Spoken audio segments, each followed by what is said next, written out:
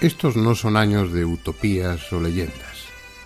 La tecnología se ha convertido en un tótem y confiamos más en las máquinas que hemos creado que en nuestros propios sentidos.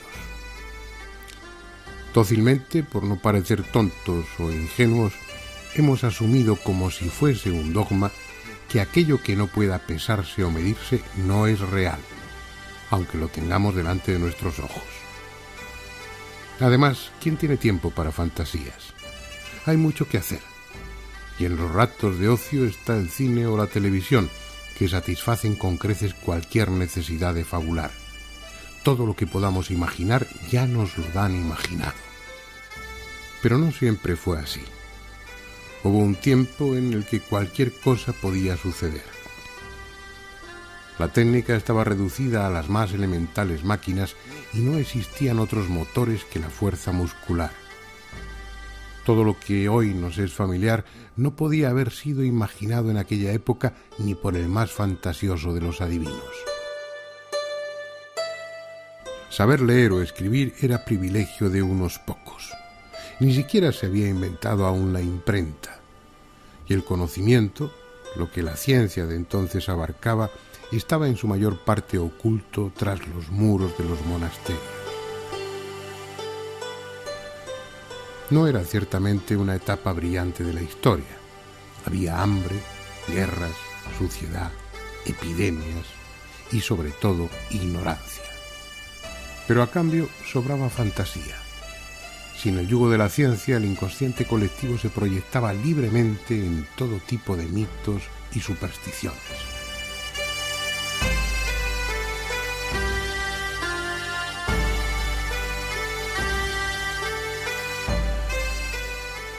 Era el tiempo en que los caballeros dejaban atrás sus tierras solariegas y castillos para ir en busca del Santo Grial o incorporarse a las cruzadas y conquistar Jerusalén. Los que regresaban traían en sus alforjas nuevas leyendas, relatos fantásticos sobre aquellos países lejanos y especialmente sobre los numerosos monstruos con los que toparon en su aventura.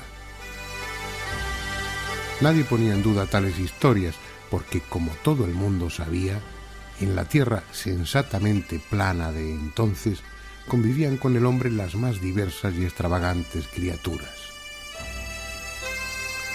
Gnomos, hadas, silfos, elfos, ogros, dragones, sirenas y una muy especial, un hermoso animal que simbolizaba la pureza, el unicornio.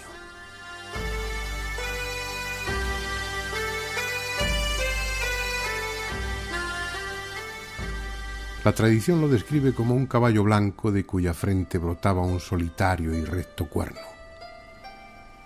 Si hay que hacer caso a la ciencia de entonces, no solo era visto con frecuencia, sino que incluso de vez en cuando algún ejemplar era capturado, porque en la farmacopea medieval el cuerno de unicornio pulverizado era un ingrediente tan caro como apreciado. Entre otras salutíferas cualidades, se le atribuía la de ser un potente afrodisíaco y un eficaz antídoto contra cualquier veneno. Lo cierto es que, pese a los muchos testimonios que refrendaban su existencia, no hubo acuerdo entre los artistas en el momento de representarlo. Así, en la variada iconografía que hay sobre el unicornio, el curioso encontrará ejemplares de todo tipo en los que el único denominador común es el señero cuerno, porque el resto a veces se asemeja a un caballo, no pocas a un ciervo, otras a un asno y algunas a una cabra. Como expresión de la pureza rehuía la compañía de los hombres, pero se acercaba mansamente a las doncellas, lo que a veces era su perdición, porque el olor a leche virginal que desprendían los castos pechos de la muchacha le adormecía, y en esas circunstancias era presa fácil para el cazador. Lo lógico es pensar que el unicornio sea tan irreal como los poderes que se le atribuyeron y las leyendas cargadas de simbolismo que se tejieron en torno a él. Sin embargo, no es un invento medieval. Tiene un origen mucho más antiguo. Ya figuraba en un tratado del siglo V a.C., escrito por el historiador y médico griego Ctesias, que durante 17 años estuvo consultando los archivos persas de Susa. En uno de sus libros, el Índica, se refiere a una especie de asno salvaje propio de la India, tan grande o más que el caballo y dotado de un solo cuerno en la frente.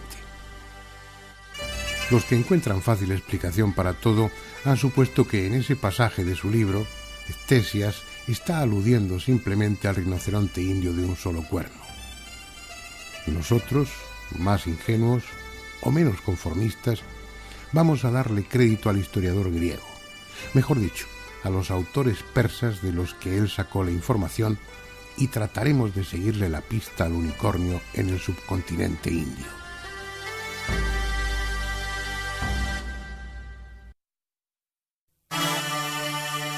Vivir en la época actual tiene sus ventajas, y en unas cuantas horas un avión de la Pakistan International Airlines nos llevará desde Londres hasta Karachi. Hemos elegido ese destino porque nuestra búsqueda no es la de un animal vivo, sino la de una especie que, de haber existido, se extinguió hace mucho tiempo.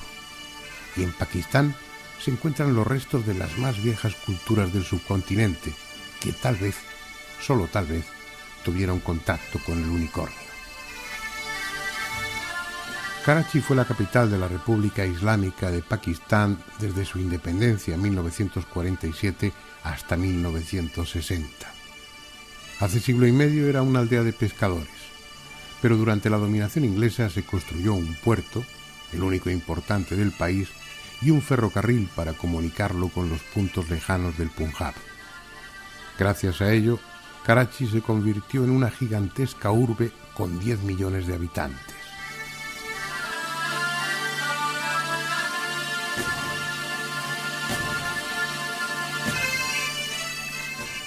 Al norte del casco antiguo se levanta un enorme mausoleo en homenaje a Muhammad Ali Jinnah, el Quaid-e-Azam, el padre de la patria, un hindú con formación inglesa y de religión musulmana que tras 20 años de tenaz gestión política consiguió en 1947 la independencia de Pakistán. Una independencia de la que él mismo apenas llegó a disfrutar, porque unos meses después, en 1948, murió de tuberculosis aquí, en Karachi. Su triunfo fue el triunfo del islamismo. Millones de musulmanes abandonaron el resto del subcontinente para venirse a la recién fundada República Islámica de Pakistán, como si de una tierra de promisión se tratara. Y millones de hindúes se marcharon a la Unión India para vivir más acordes con sus viejas tradiciones y sus legendarios dioses.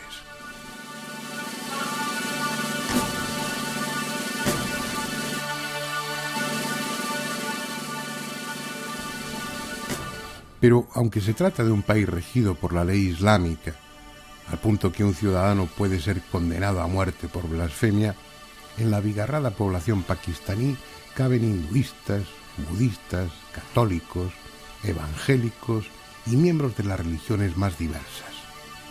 Los que parecen no tener sitio son los turistas. Es posible pasar toda una jornada recorriendo calles y bazares sin encontrarse con ningún otro europeo o perderse libre y anónimamente entre el tráfico bullicioso y caótico donde conviven todo tipo de vehículos, desde pesados camiones hasta carros tirados por pequeños borricos o desgarbados dromedarios, pasando por los imprevisibles motocarros, auténticos dueños de las calles.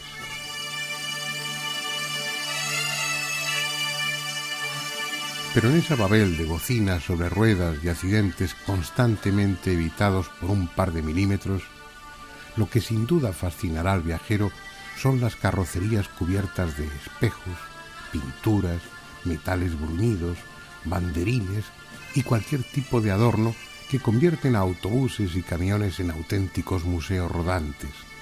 Como si les horrorizara el espacio vacío, los conductores pakistaníes llenan cajas y cabinas con cenefas, guirnaldas, escenas religiosas, rostros de artistas, paisajes urbanos o bucólicos, frases del Corán y todo aquello que dé brillo y colorido a sus vehículos.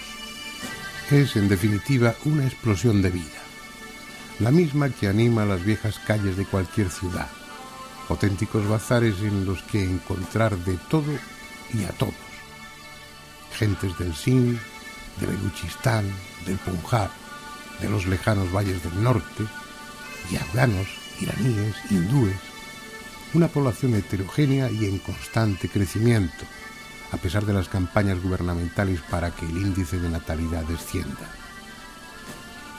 Aquí se vive la calle, se está en ella, se compra en ella, se come en ella. Es como un inmenso supermercado en el que puede adquirirse cualquier cosa, desde una cacerola hasta una sortija de oro, desde repuestos de automóvil a las más finas telas, susis tejidos a mano, agraques de diseños geométricos, bandinis, del terciopelo a la seda, del algodón al brocado, todas las texturas y todas las gamas imaginables de color. Y por supuesto, alfombras de una infinita variedad, las propias que ya constituyen una potente industria pakistaní, pero también las de Afganistán, las de Irán o las traídas de China.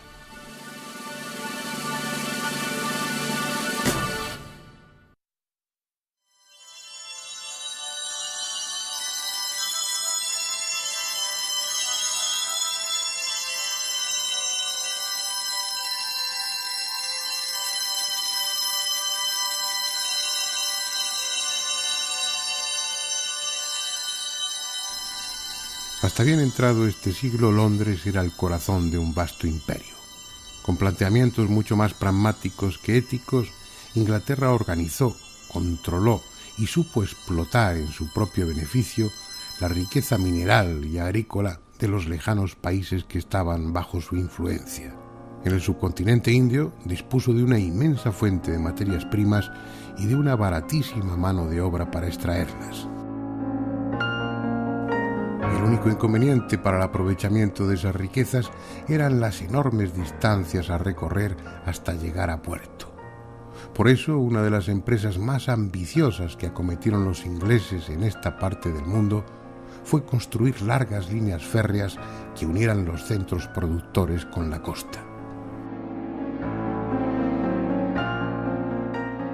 En 1856, el gobierno británico encargó la construcción de un ferrocarril que uniera Karachi en el sur con Lahore en el norte. El encargo se lo hizo a unos ingenieros que eran hermanos, John y William Branton. John se encargó de la parte sur, inició los trabajos en Karachi, y William de la parte norte, los inició en Lahore. El material escaseaba, faltaban las piedras, y John tuvo la feliz ocurrencia de desmantelar las ruinas de una ciudad medieval, Raminabad, para con sus piedras construir el firme de la vía de ferrocarril.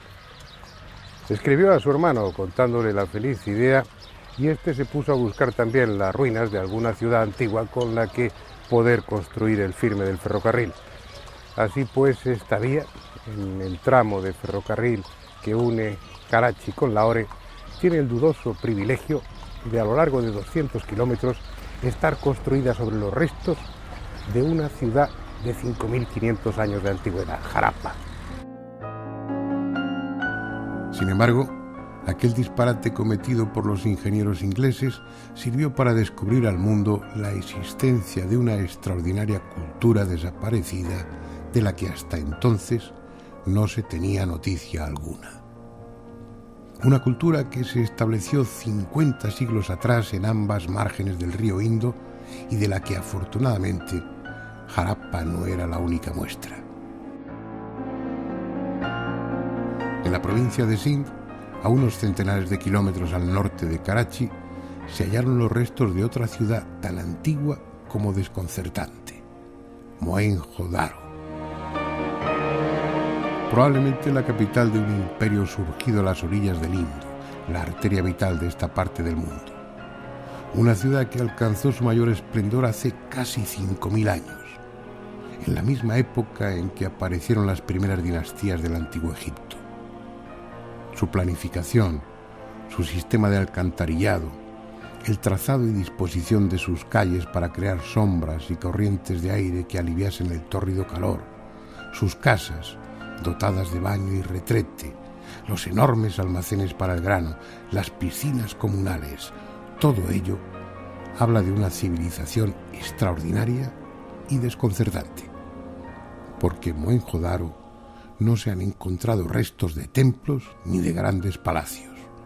Una ciudad concebida con criterios prácticos y sanitarios actuales, solo que hace 50 siglos.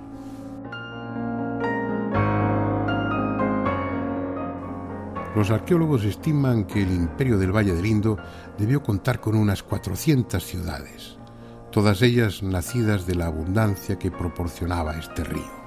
Lo mismo que el Nilo en Egipto o el Tigris y el Éufrates en Mesopotamia, el Indo permitió al hombre de esta parte del Asia meridional establecerse, sembrar sus campos, desarrollar una próspera ganadería y trasladar los productos de su industria. Nacido allá arriba, en los montes de Kailas, cruza mansamente las llanuras del Tíbet para hacerse tumultuoso en las profundas gargantas del Karakorum en su paso hacia Cachemira y desparramarse luego en sinuosos meandros aquí, en las llanuras del Punjab. Sus aguas, alimentadas por los glaciares del Karakorum y las nieves del Hindu Kush, se desbordaban con el monzón, fertilizando las tierras. Desde elefantes y rinocerontes hasta búfalos y antílopes, la más variada fauna pobló las riberas del Indo. Y es posible que con ellos los últimos unicornios también abrevasen en sus aguas. Si hubo hombres que llegaron a verlos, incluso a domesticarlos, hombres capaces de dejar un testimonio convincente de que ese cuadrúpedo de un solo cuerno existió realmente, tuvieron que ser los que vivieron aquí, en las ciudades del antiguo imperio del Valle del Indo. Lo malo es que tras muchos siglos de prosperidad, esa civilización desapareció de forma violenta hace unos 3.800 años. Empujado por el frío y el hambre, parte del pueblo ario asentado en las inmediaciones del mar de Aral se puso en marcha hacia el sur en un camino de conquista y supervivencia. En su improvisada ruta atravesaron los pasos del Hindu Kush y llegaron al Punjab, la fértil tierra de los 5 ríos en el actual Pakistán.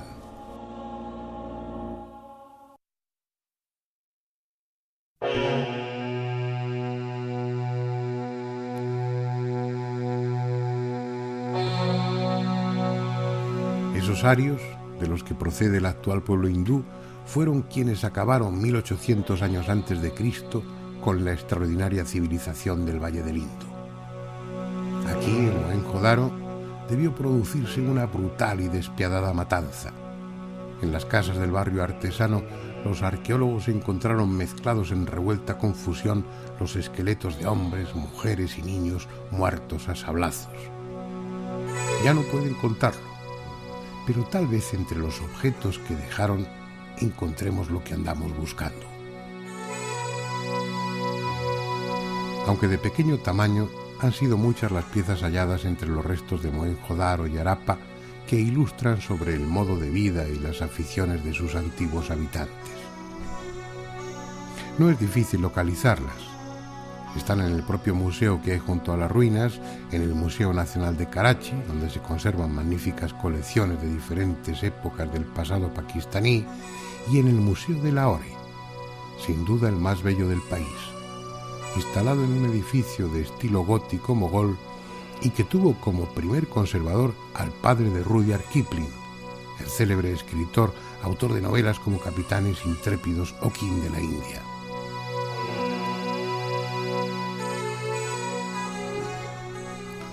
En las vitrinas se guarda celosamente material procedente de las excavaciones que hoy nos permite hacernos una idea de cómo vivían las gentes del Valle del Indo, de sus costumbres, de su sistema de pesas y medidas, de sus juegos, de su forma de vestir y de embellecerse. Que eran hábiles joyeros queda demostrado por la abundancia de pulseras, collares y todo tipo de adornos realizados con piedras semipreciosas, que tallaban, pulían y perforaban con finísimos taladros. El hallazgo de joyas idénticas en tumbas de Mesopotamia y de otros lugares permite deducir que se trataba de una industria Y no solo eran fabricantes, sino también exportadores. Organizados, industriosos, amantes del lujo y del confort. Lo extraño es que, siendo excelentes artistas, capaces de aunar el realismo con la estilización como los mejores escultores egipcios y sumerios, no esculpieran o modelaran grandes figuras de monarcas o de dioses. Esta escultura, la más célebre del Valle del Indo, divulgada en libros y catálogos con un pie que la califica gratuitamente como la estatua de un rey o de un sumo sacerdote, apenas mide 19 centímetros de altura. Lo cierto es que no sabemos cómo fue su sistema de gobierno, ni siquiera qué clase de religión tuvieron, si es que tuvieron alguna. Aquella extraña cultura desapareció dejando muchos enigmas pendientes de explicación. Pero de todos ellos, el más inquietante lo constituyen cerca de 4.000 pequeños sellos encontrados en las ruinas de Harappa y de Mohenjo-Daro. Están realizados en esteatita, el jaboncillo de los sastres, fácil de grabar. Luego se les daba una capa de sosa y se les metía al horno, con lo que adquirían gran dureza y un atractivo brillo. Casi todos ellos son de forma rectangular o cuadrada y con toda seguridad estaban destinados a imprimir sobre cualquier material blando, probablemente arcilla, para marcarlo señalando la propiedad. Dada la enorme variedad, hasta 2.200 diseños diferentes, es lógico pensar que no se trata de sellos estatales o gremiales, sino pertenecientes a pequeños grupos, tal vez a clanes familiares. Los motivos son sencillos, frecuentemente animales de la fauna autóctona, elefantes, cebúes, bueyes, tigres.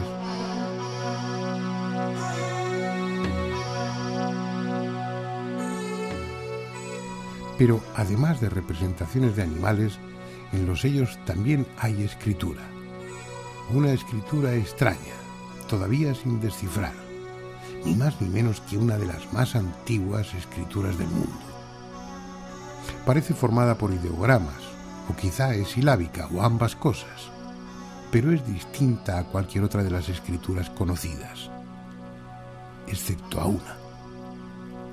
Y esto hace de ella un misterio aún mayor, porque esa otra escritura con la que guarda notable semejanza está localizada en el otro extremo del planeta, en la isla de Pascua.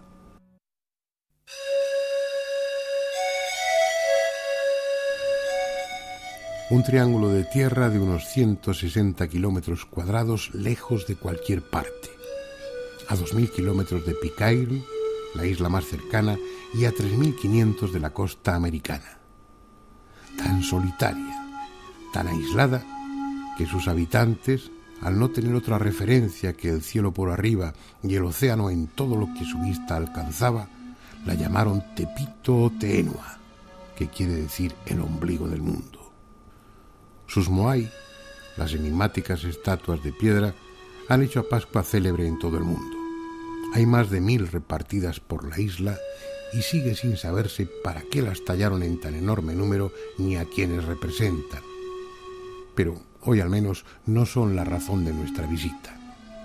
Lo que nos ha traído aquí es la escritura Rongo Rongo, grabada en trozos de madera pulida. Solo quedan 24 tablillas que se conservan celosamente en diferentes museos del mundo y cuyo valor es incalculable. Estas, que tuvimos el privilegio de filmar, pertenecen al Museo de Santiago de Chile. Como las demás, proceden de la isla de Pascua. Es una escritura ideográfica y presuntamente silábica, formada por pequeñas figuras de animales, hombres, plantas y otras abstractas. Una escritura compleja, perfectamente estructurada, que, en contra de lo que algunos afirman, sigue aún sin descifrar. Como es lógico, no se gestó en ese lugar aislado. Sus habitantes no tuvieron tiempo ni cultura para desarrollar algo tan elaborado como es una escritura. Llegó hasta la isla desde algún sitio. Lo extraordinario es que ni en América ni en la Polinesia existe una escritura parecida.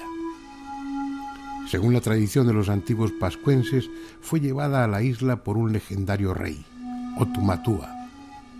Este hombre sabio y poderoso desembarcó en las costas de Pascua con un gran cortejo, entre los que se encontraban los maoris, los conocedores de la ciencia de la escritura.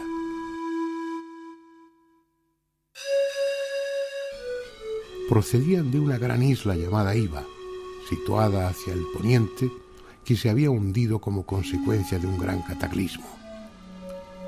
Otumatua y su séquito, advertidos a tiempo, eran los únicos supervivientes. Fuese así o de otra manera, lo indiscutible es que la escritura rongo-rongo es única en su tiempo y en su ámbito geográfico. De la misma manera que la escritura del Valle del Indo es única en su tiempo y en su entorno. Ambas están separadas por miles de kilómetros y miles de años. Sin embargo, tal como se demostró por vez primera en 1932, gracias a un trabajo presentado por Hevesy en la Academia de Inscripciones y Bellas Letras de París, tienen un indudable e inexplicable parecido. Incluso en muchos símbolos son exactamente iguales. Vean si no este ejemplo. Arriba, símbolos pertenecientes a la escritura del Valle del Indo. Debajo, de la isla de Pascua. Dos escrituras únicas con semejanzas entre sí que no pueden atribuirse a la casualidad. Sin eufemismos, se puede afirmar rotundamente que esas coincidencias entre ambas escrituras son imposibles. Sin embargo, ahí están. Aún podría referirme a otros misterios que hacen de la del Valle del Indo una cultura tan extraordinaria como inquietante. Solo faltaría que entre los restos que quedan de ella, tal vez en los pequeños sellos de esteatita, encontrásemos la prueba que andábamos buscando. ¿Qué animal es este? Tiene un solo cuerno. Tal vez sea un rinoceronte.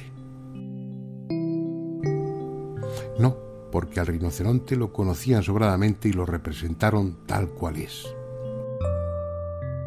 Un buey visto de perfil. Tampoco, porque cuando se trataba de animales de dos cuernos se cuidaban de que ambos fuesen bien visibles. Es un animal distinto, retratado con la misma técnica y cuidado que los demás. No es un caballo, no es un antílope o un buey, no es un rinoceronte. Es un cuadrúpedo macizo que tiene un solo cuerno, y no recto, sino curvado, como es lo lógico. Lo que sí parece claro es que entre los antiguos habitantes del Valle del Indo era un animal apreciado, probablemente por su escasez, porque está representado en casi la cuarta parte de los sellos y generalmente con lo que parece ser un lujoso pesebre delante de él. Ignoramos el nombre que le daban, pero a falta de otro mejor, y en atención a su único cuerno, el de unicornio parece apropiado.